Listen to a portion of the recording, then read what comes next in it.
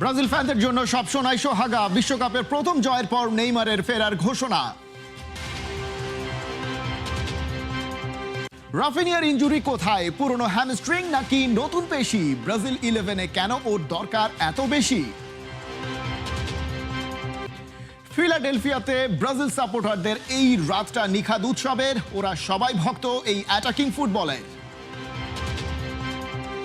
বিশ্বকাপের মিশনে প্রথম জয়ের স্বাদ পেল ব্রাজিল। স্বস্তিতে সেলেসাও শিবির। উন্মাদনায় মেতেছে ব্রাজিল সমর্থকরা। তাদের সেই বাঁধ ভাঙা উল্লাস ডাবল করেছে নেইমার জুনিয়রকে নিয়ে কার্লো আনচেলত্তির মেসেজ। স্কটল্যান্ড ম্যাচেই দেখা যেতে পারে ব্রাজিলিয়ান রাজপুত্রকে। তবে আনন্দের মাঝেও চিন্তার ভাঁজ রাফিনিয়ার চোট। ব্রাজিলিয়ান রাজপুত্র নেইমার জুনিয়রের জন্য বাংলাদেশি ফ্যানদের স্লোগান। এ চাওয়া, এ ভালোবাসা হয়তো পৌঁছে গেছে বস কার্লো আনচেলত্তির কানেও। তাই তো বিশ্বকাপে প্রথম জয়ের পরই নেইমারকে নিয়ে সুখবর দিতে দেরি করেননি এই মাস্টারমাইন্ড। এমন খবর নিঃসন্দেহে হাইতির বিপক্ষে জয়ের চাইতেও বেশি খুশির সমর্থকদের জন্য।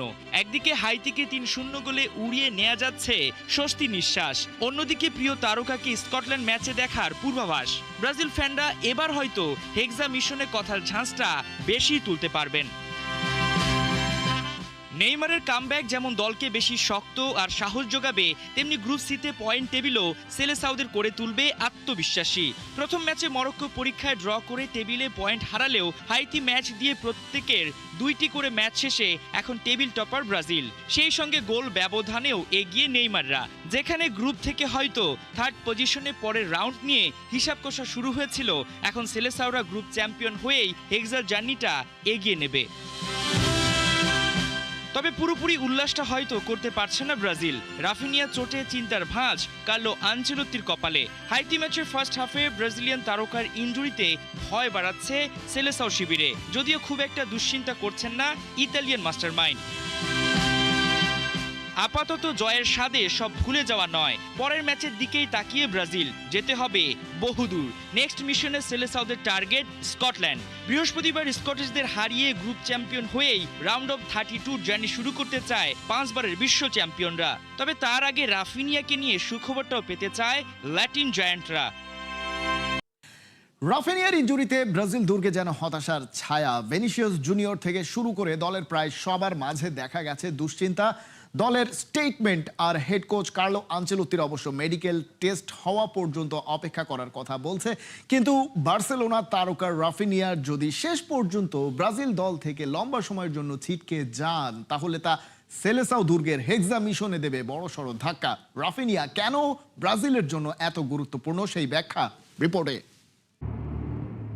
মাঠের ভেতর হঠাৎই বসে পড়লেন রাফিনিয়া। বার্সেলোনায় দারুণ একটা সিজন কাটিয়ে আসা এই উইঙ্গারের চোখে মুখে ছিল শঙ্কার ছায়া। কারণ অনুভূতিটা তিনি জানেন। রাইট হ্যামস্ট্রিং ইনজুরিতে মাঠের বাইরে চলে গিয়েছিলেন 5 সপ্তাহের জন্য। এই তো কদিন আগেই ফিরলেন। অমন কিছু আবার হলো না তো। এ তো সাধারণ লিগ ম্যাচ নয় যে ফিরে এসে রিকভার করা যাবে। বিশ্বকাপ 4 বছর পরে একবার, আর এটা ওদের হেক্সা মিশন।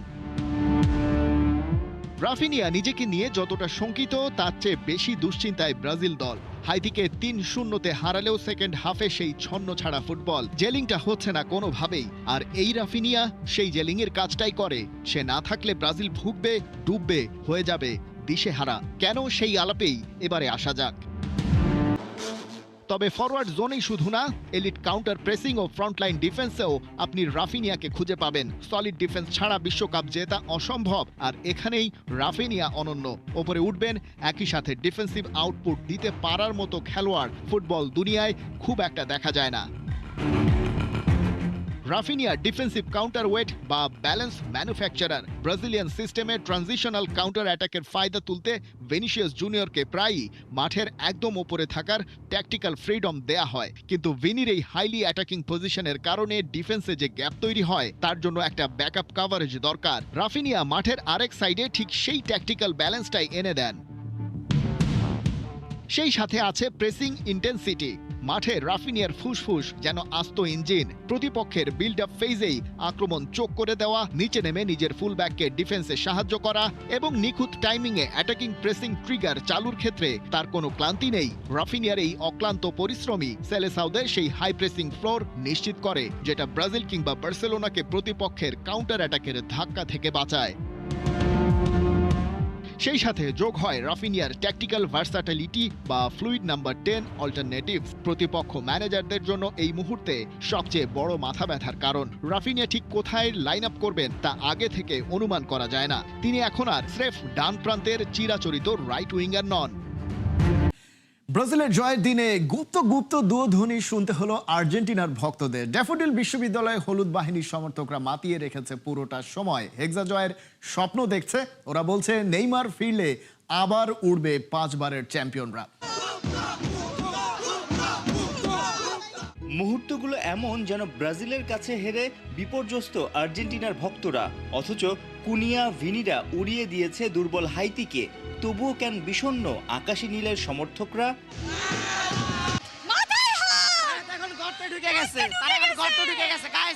আপনারা দেখলে কিছু দেখলে তাদের বললেন না, ঠিক আছে, কষ্ট হবে তারা। আমরা নেইমার ছাড়াও চলতে পারি। আমরা চাইলেই 4টা দিতে পারতাম, কিন্তু 3 পিস দিছি, কারণ এটা আর্জেন্টিনার বিশেষ ঐতিহ্য, ঠিক আছে। 3 পিস আপনার তো আসলে এই ব্রাজিল ভক্তদের মাঝে চ্যাপ্টা হয়ে যাওয়ার কথা। না না, ওরা আমার ফ্রেন্ড, ওরা আমাকে ভালোবাসে।